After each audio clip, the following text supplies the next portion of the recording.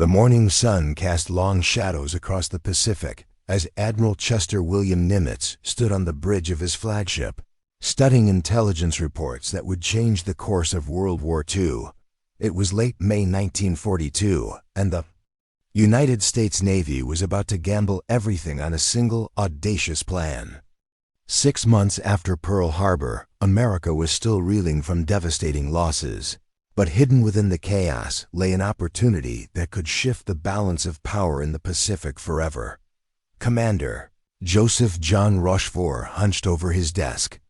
In the basement of Pearl Harbor, surrounded by stacks of intercepted Japanese radio transmissions, his team of codebreakers had been working around the clock, piecing together fragments of enemy communications like a deadly jigsaw puzzle.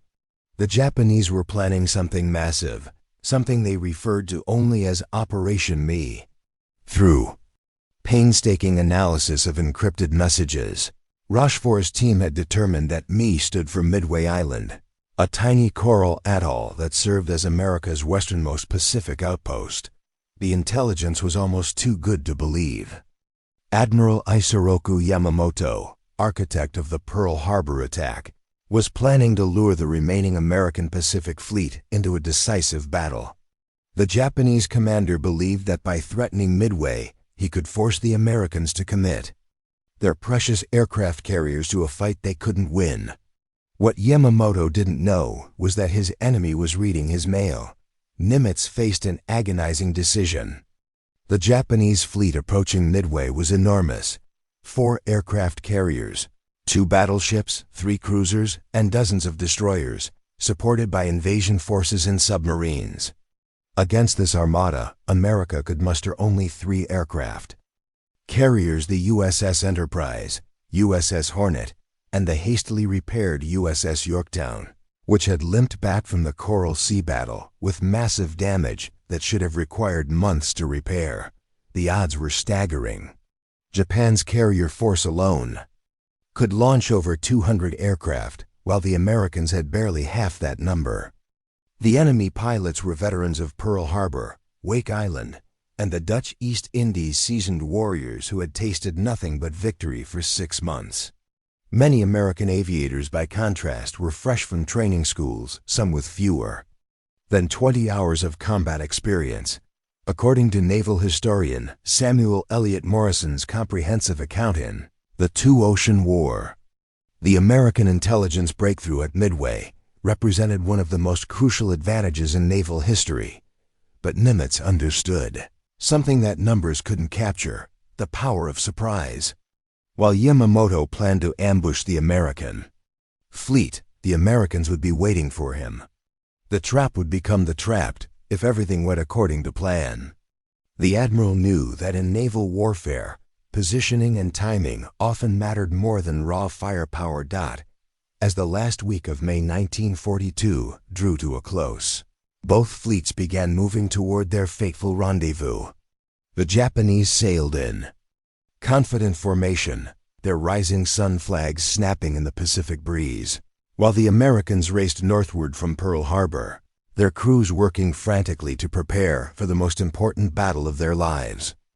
Neither side fully understood that the next few days would determine not just the fate of a small coral island, but the future of the Pacific War itself.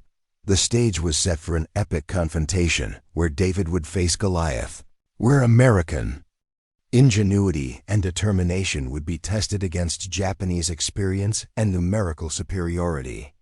In the vast emptiness of the Pacific, 2 proud navies approached each other, each confident of victory, neither fully aware of what the other knew.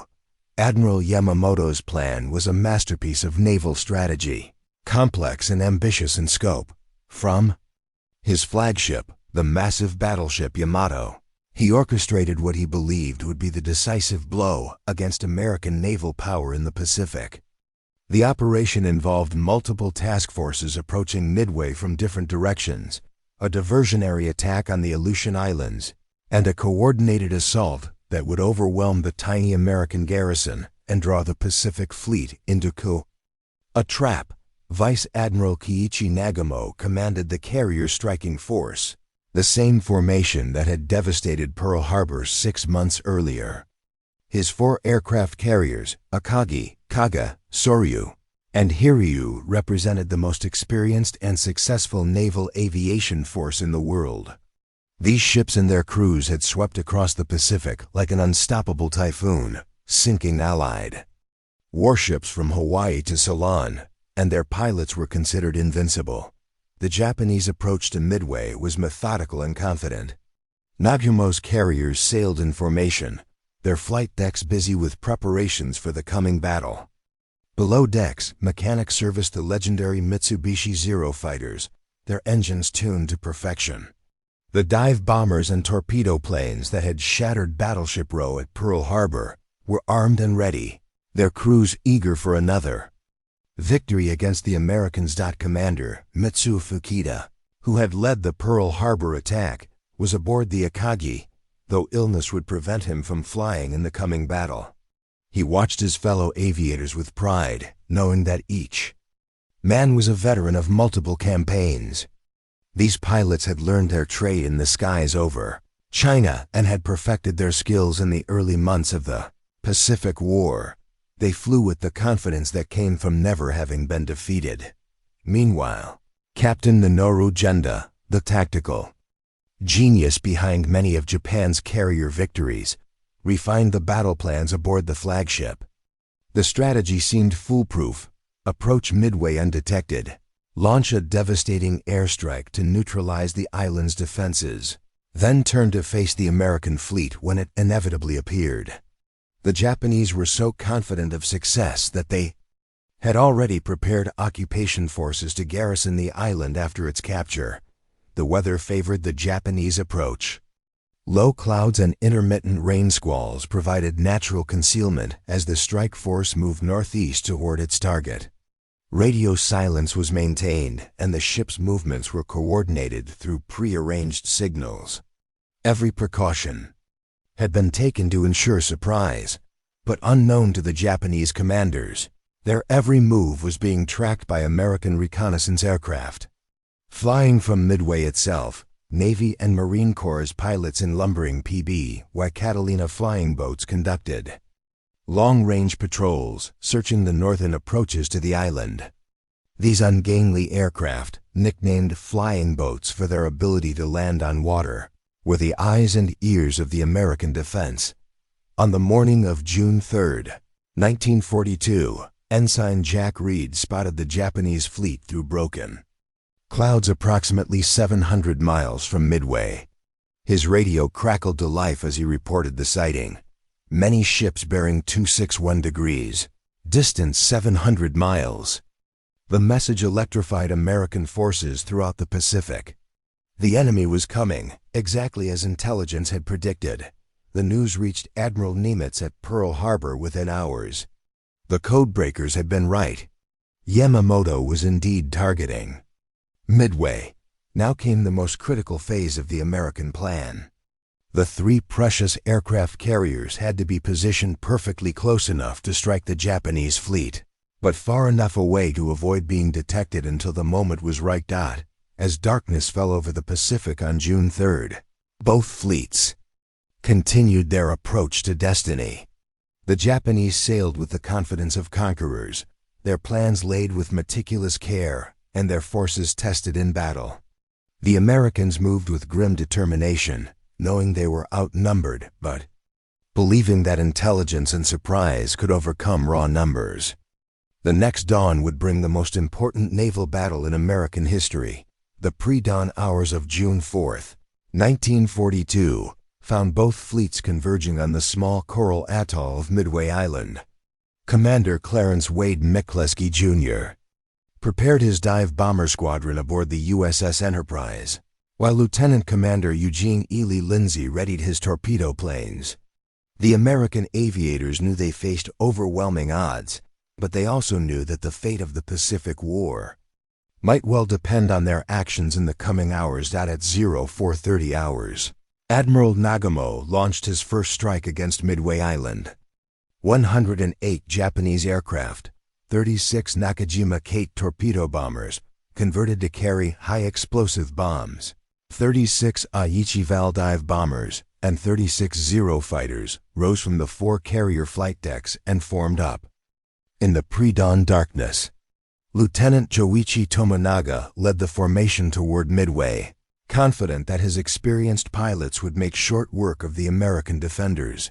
The Japanese strike force approached Midway just as the sun began to rise. Over the Pacific, the island's radar operators had detected the incoming formation while it was still 60 miles away, giving the American defenders precious minutes to prepare. Air raid sirens wailed across the tiny atoll as Marine Corps pilots scrambled to get their aircraft airborne. Every available fighter plane on Midway took off to meet the Japanese attack 26 Marine Corps fighters, a mixture of obsolescent Brewster Buffalo and more modern Grumman Wildcat aircraft. Major Floyd Becker Parks led the Marine fighters into what would become known as one of the most lopsided air battles of the war. The American pilots, many flying inferior aircraft, fought with desperate courage against the veteran Japanese aviators. The sky above Midway erupted in a deadly ballet of diving aircraft and tracer bullets. Within minutes, 15 American fighters had been shot down, with most of the others damaged. The Japanese Zeros, flown by pilots with hundreds of hours of combat experience, dominated the engagement completely. With the American fighter cover swept aside, the Japanese bombers pressed home their attack on Midway's installations. Bombs rained down on the airfield, destroying hangars, fuel storage tanks, and several aircraft caught on the ground. The Marine Corps defenders fought back with anti-aircraft guns, managing to damage several Japanese aircraft, but the attack was devastating. Smoke and flames rose from multiple points across the small island. However, the Japanese strike had not achieved complete success. Many of Midway's facilities remained operational, and Lieutenant Tomonaga radioed back to Admiral Nagamo that a second attack would be necessary to neutralize the island's defenses completely. This message would prove to be one of the most fateful communications in naval history. Aboard the Japanese carriers, Nagamo faced a critical decision. His aircraft were returning from the Midway strike, many damaged and all in need of refueling and rearming. At the same time, he'd held back a second wave of aircraft, armed with armor-piercing bombs and torpedoes, in case American ships appeared. Tomonaga's request for a second strike on Midway meant switching the armament on these aircraft from anti-ship weapons to high-explosive bombs for use against land targets. The decision seemed logical. No American ships had been spotted, and Midway clearly needed another attack to be neutralized completely. Nagamo ordered his deck crews to begin changing the armament on his reserve aircraft. Armor-piercing bombs and torpedoes were removed from dozens of planes and replaced with high-explosive bombs, suitable for attacking the island's installations. It was during this critical rearmament period that everything began to go wrong for the Japanese fleet. At 0728 hours, a Japanese reconnaissance seaplane reported sighting American ships to the northeast. The pilot's initial message was vague, reported ships, but not their types or exact composition. Nagamo desperately needed to know if aircraft carriers were among the American force. The admiral now faced an agonizing dilemma. His aircraft were scattered across his flight decks in various stages of rearming. Some still carried anti-ship weapons. Others had been switched to bombs for attacking Midway, and his first strike force was still returning from the island and needed to land immediately. The neat, methodical Japanese plan was beginning to unravel in the face of unexpected American resistance and poor reconnaissance. As the morning sun climbed higher over the Pacific, the stage was set for one of history's most decisive naval battles. The Japanese, despite their superior numbers and experience, had been caught at their most vulnerable moment. The Americans, guided by intelligence and driven by desperation, were about to discover whether strategy could indeed triumph over numbers. At 0820 hours on June 4th, the Japanese reconnaissance plane finally sent the message that changed everything. Enemy force accompanied by what appears to be aircraft carrier. Admiral Nagumo's blood ran cold as he read the report. The Americans weren't supposed to be here, not yet, not in such strength. His carefully orchestrated plan suddenly seemed to be falling apart.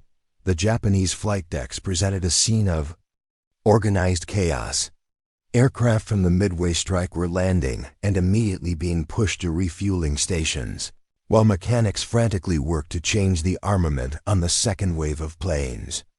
Bombs, torpedoes, and fuel lines cluttered the carrier decks as crews rushed to prepare for what was now clearly going to be a carrier versus carrier battle. Lieutenant Commander Wade McCluskey had launched from the Enterprise at 072 hours, leading 37 Dauntless dive bombers into the empty Pacific sky. His orders were simple but crucial: find the Japanese carriers and destroy them. The problem was that the enemy fleet was not where intelligence had predicted it would be. McCluskey flew his formation on the planned intercept course, but found only empty ocean. Historical records from the Naval War College indicate that the American torpedo squadrons faced nearly impossible odds, with some units suffering casualty rates exceeding 90%. Meanwhile, Torpedo Squadron 8 from the USS Hornet, led by Lieutenant Commander John Charles Waldron, had taken a different approach course. Waldron, a veteran pilot with an intuitive understanding of aerial navigation, had decided to fly directly toward where he believed the Japanese carriers would be, rather than following the predetermined flight plan. His decision would prove both heroic and tragic. At 0920 hours, Waldron's 15 torpedo bombers found the Japanese fleet. The sight that greeted them was both magnificent and terrifying. 4 massive aircraft carriers surrounded by a screen of battleships, cruisers, and destroyers, all arranged in perfect formation and bristling with anti-aircraft guns. Above the fleet, dozens of Zero fighters circled like deadly hawks, waiting to pounce on any American aircraft that dared approach. Waldron knew his squadron faced almost certain annihilation, but he also knew that someone had to attack the Japanese carriers to disrupt their operations. He led his torpedo bombers in a straight, low-level approach toward the carrier Soryu. The Japanese response was immediate and overwhelming. Zero fighters dove on the slow, lumbering American torpedo planes, while every anti-aircraft gun in the fleet opened fire. The slaughter was complete and methodical. One by one, Waldron's torpedo bombers were shot down. The lieutenant commander himself was among the first to die, his aircraft exploding in a ball of fire as Zero cannon shells found their mark. Within minutes, 14 of the 15 torpedo planes had been destroyed. Only Ensign George Holden Gay survived, shot down but managing to hide among the wreckage floating in the Pacific. Torpedo Squadron 6 from the Enterprise arrived moments later, followed by Torpedo Squadron 3 from the Yorktown. Both squadrons suffered the same fate as Waldron's men. The slow, obsolescent torpedo bombers were sitting ducks for the experienced Japanese pilots.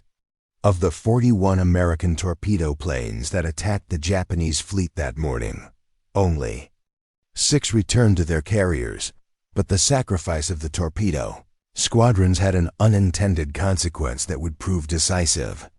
The Japanese fighter cover had been drawn down to sea level to massacre the American torpedo planes. When Lieutenant Commander McCluskey's dive bombers finally found the Japanese fleet at 10:22 hours, the sky above the carriers was virtually clear of defending fighters. McCluskey had been searching for over an hour when he spotted the wake of a Japanese destroyer racing northward. The ship was trying to rejoin the main fleet after depth charging a suspected American submarine. McCluskey followed the destroyer's wake like a highway in the sky, and at 10:24 hours, he saw the sight that every American pilot had been hoping for. 4 Japanese aircraft carriers spread out below him, their flight decks crowded with aircraft being prepared for launch. The moment of truth had arrived. McCluskey pushed over into his dive, followed by the rest of his squadron. The Japanese carriers, caught completely by surprise with their fighters out of position, were about to experience the most devastating 5 minutes in the history of naval aviation. The hunters had become the hunted, and American dive bombers were about to prove that precision could overcome numbers. At 10:22 hours on June 4, 1942, Lieutenant Commander Wade McCluskey rolled his dauntless dive bomber into a 70-degree dive toward the Japanese carrier Kaga. Behind him, 36 more American dive bombers followed in perfect formation, their crews knowing that this moment would determine the outcome of the entire Pacific War. The Japanese fleet spread out below them like a military parade, completely unaware of the death diving toward them from the morning sun. The Japanese carriers presented perfect targets. Their flight decks were crowded with aircraft being refueled and rearmed. Fuel lines snaked across the wooden decks, and ordnance was stacked in neat piles waiting to be loaded. The ship's anti-aircraft guns were manned, but their crews were looking toward the horizon for more torpedo attacks, not upward toward the diving American bombers. Lieutenant Richard Halsey Best led the first section of dive bombers toward the carrier Akagi, Admiral Nadimo's flagship. As his Dauntless screamed downward through the thin Pacific air, Best could see Japanese sailors running across the carrier's deck, finally realizing the danger dropping toward them from above. At 1,500 feet, he released his 1,000-pound bomb and pulled out of his dive so violently that he temporarily blacked out from the G-forces. The bomb struck Akagi directly amidships, penetrating the flight deck and exploding among the aircraft and fuel lines below. The carrier's wooden deck erupted in a fountain of flame and debris.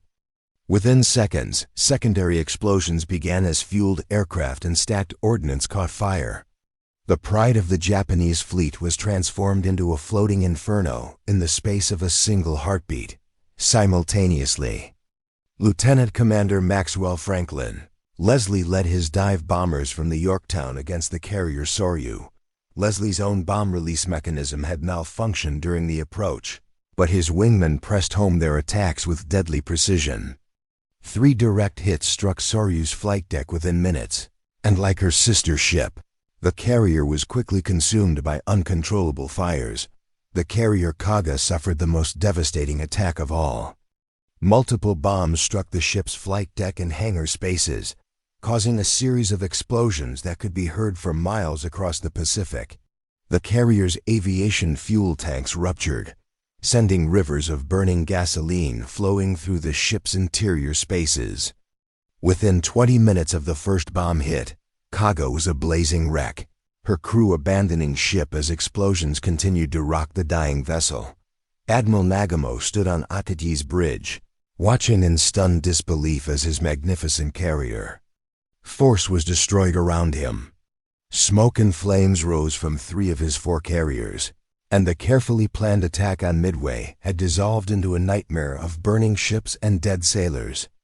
The admiral who had led the attack on Pearl Harbor was now experiencing the same shock and devastation that he had inflicted on the Americans. 6 months earlier, only the carrier Hiryu remained undamaged, and her captain, Rear Admiral Tamon Yamaguchi, immediately began preparing a counterattack. Yamaguchi was one of Japan's most aggressive and capable naval commanders, and he was determined to salvage something from the disaster that had befallen the mobile force. He ordered every available aircraft on Hiryu to be armed and launched against the American carriers. At 10:54 hours, 18 Japanese dive bombers and 6 fighters took off from Hiryu's flight deck, led by Lieutenant Michio Kobayashi. The Japanese pilots were veterans of many battles, and they were flying for revenge as much as for victory. Their target was the USS Yorktown, which Japanese reconnaissance had identified as the closest American carrier. The Yorktown's radar operators detected the incoming Japanese strike while it was still 40 miles away, giving the American carrier precious time to prepare for the attack. Fighter planes were launched, damage control parties took their stations, and the ship's anti-aircraft guns were manned and ready. Captain Elliot Buckmaster had learned valuable lessons from previous carrier battles, and his ship was as ready as any vessel could be for the coming assault. The Japanese attack on Yorktown was pressed home with the same skill and determination that had characterized their earlier victories. Despite heavy anti-aircraft fire and attacks by American fighter planes, the Japanese dive bombers managed to score 3 direct hits on Yorktown's flight deck. The carrier shuddered under the impact of the bombs, and fires broke out in several compartments, but American damage control had improved dramatically since Pearl Harbor. Yorktown's crew fought the fires with practiced efficiency, and within an hour, the carrier was operating aircraft again. The Japanese pilots who had attacked her reported that they had sunk an American carrier, but Yorktown proved to be much tougher than they had estimated. As the afternoon of June 4th wore on, it became clear that the Battle of Midway had reached its turning point. 3 Japanese carriers were burning and would eventually sink, while the Americans had suffered damage to only one of their carriers. The numerical superiority that Japan had enjoyed at the beginning of the battle had been swept away in 5 devastating minutes of dive bombing. Strategy, intelligence, and courage had indeed triumphed over numbers. The afternoon sun cast long shadows across the Pacific as Admiral Raymond Ames Spruance, commanding Task Force 16 from the USS Enterprise, prepared to deliver the final blow to the Japanese fleet. 3 enemy carriers were already burning wrecks, but the 4th carrier, Hiryu, remained operational and dangerous. Spruance knew that as long as even one Japanese carrier remained afloat, the enemy could still launch devastating attacks against his own ships. Aboard the Hiryu, Rear Admiral Yamaguchi was planning one last desperate strike. His carrier was now the sole survivor of the mighty force that had dominated the Pacific for 6 months, but he was determined to inflict maximum damage on the American fleet before his own ship met its fate. At 1:30 in the afternoon, he launched a second attack consisting of 10 torpedo bombers and 6 fighters, led by Lieutenant Joichi Tominaga, the same pilot who had led the morning attack on Midway Island. Tominaga's aircraft had been damaged during the Midway strike, and his fuel tank had been punctured by anti-aircraft fire. He knew he had only enough fuel for a one-way mission, but he volunteered to lead the attack anyway. His sacrifice embodied the desperate courage of the Japanese naval aviators, who continued to fight with skill and determination even as their fleet was being systematically destroyed around them.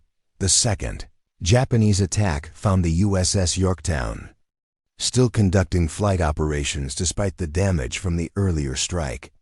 The American carrier's crew had worked miracles of damage control, restoring the ship to operational status in record time.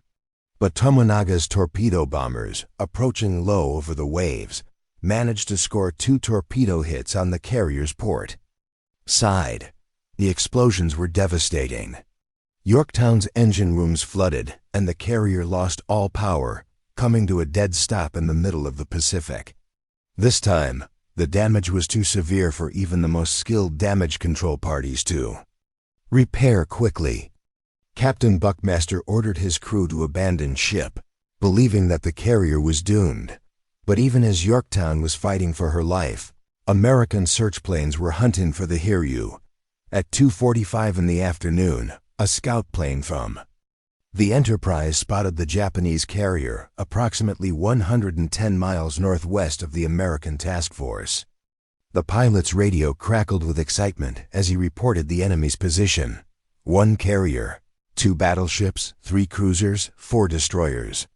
Lieutenant Commander Earl Gallagher led 24 dive bombers from the Enterprise toward the reported position of Hiryu. The American pilots knew this might be their last chance to complete the destruction of the Japanese carrier force. They had already achieved more than anyone had dared hope that morning. But the battle would not be truly won until every enemy carrier was at the bottom of the Pacific. The attack on Hiryu began at 5:01 in the afternoon. Gallagher's dive bombers approached from the southeast, using the late afternoon sun to mask their approach. The Japanese carrier was steaming at high speed, trying to launch additional aircraft for another strike when the American bombers rolled into their final dives. 4 bombs struck Hiryu in rapid succession. The first hit near the forward elevator, the second struck amidships, and the third and fourth hits devastated the carrier's after section. Like her sister ships earlier in the day, Hiryu was quickly engulfed in uncontrollable fires. Her flight deck buckled and twisted from the heat of the burning aviation fuel, and secondary explosions shook the dying ship. Admiral Yamaguchi chose to go down with his ship, true to the traditions of the Imperial Japanese Navy. He and Captain Tomio Kaku remained aboard Hiryu as the crew abandoned the burning carrier. Both officers were last seen standing on the bridge, saluting as their flagship slipped beneath the waves in the early hours of June 5th. Naval historian Gordon Prange noted in his definitive account, Miracle at Midway, that the battle represented the first decisive defeat of the Japanese Navy in over 300 years. Meanwhile, the damaged Yorktown refused to die. Despite being abandoned by her crew, the tough carrier remained afloat throughout the night. The next morning, salvage crews returned to the ship and began efforts to save her. For a brief time, it appeared that the Yorktown might be towed back to Pearl Harbor for repairs, but Japanese submarines were still prowling the waters around Midway. On June 6th, the submarine I-168, commanded by Lieutenant Commander Yahashi Tanabe, fired a spread of torpedoes at the listing American carrier. 2 torpedoes struck Yorktown, and this time the damage was fatal. The carrier that had fought so bravely at the Coral Sea and Midway finally succumbed to her wounds, taking several of her crew members down with her. As June 6th dawned over the Pacific, the Battle of Midway was essentially over. 4 Japanese aircraft carriers lay at the bottom of the ocean, along with many of Japan's most experienced naval aviators. The American victory was complete and decisive, achieved through superior intelligence, better tactics, and the incredible courage of aviators who had pressed home their attacks against overwhelming odds. The morning of June 7, 1942, found Admiral Chester Nimitz in his Pearl Harbor headquarters, reading battle reports that seemed almost too good to believe. The Japanese mobile force, which had terrorized the Pacific for 6 months, had been utterly destroyed. 4 fleet carriers, 1 heavy cruiser, and over 300 aircraft had been sent to the bottom of the Pacific. More importantly, Japan had lost many of her most experienced naval aviators, men who could not be easily replaced. Admiral Yamamoto, aboard his flagship Yamato, was forced to confront the magnitude of his defeat. The architect of Pearl Harbor, who had promised the Japanese government 6 months of victories in the Pacific, now faced the wreckage of his most important naval force. The admiral who had warned that Japan could not win a prolonged war with America was now seeing his prophecy come true. The human cost of the battle was staggering. Japan lost approximately 3,000 men, including many of her most skilled carrier pilots. The American losses, while significant, were far less severe.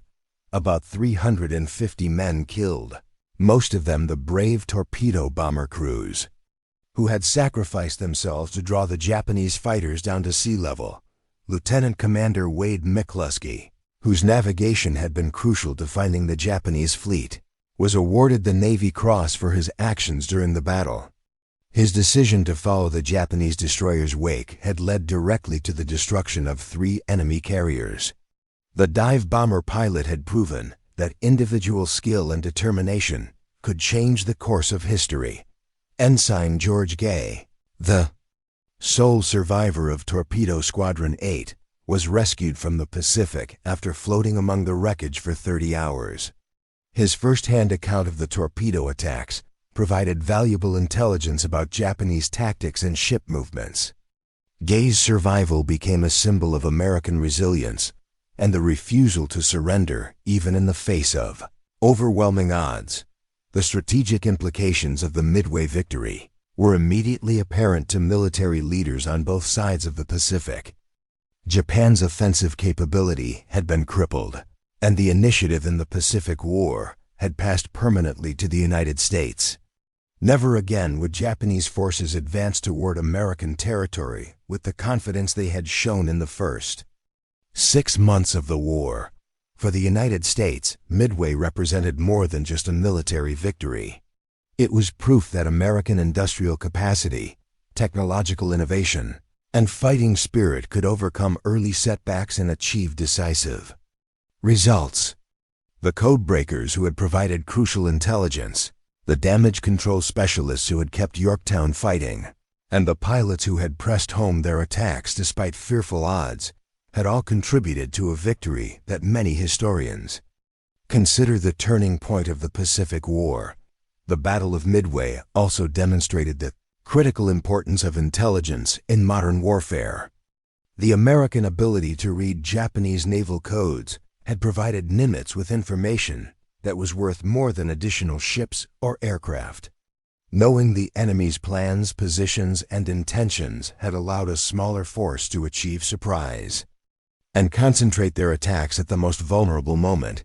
Captain Joseph Rochefort and his team of codebreakers, working in the basement of Pearl Harbor, had provided the intelligence foundation for one of the most decisive naval victories in American history.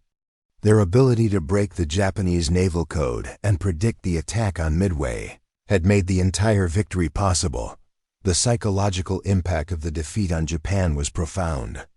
The myth of Japanese invincibility, carefully cultivated since Pearl Harbor, was shattered forever.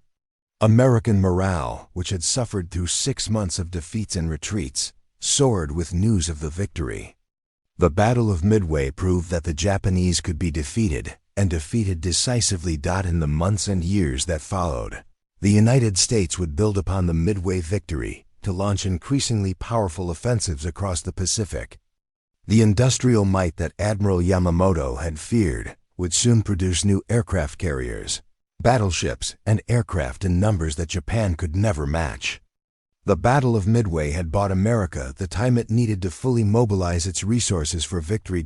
As the sun set over Pearl Harbor on June 7, 1942, Admiral Nimitz could look toward the Western Pacific with confidence for the first time since the war began.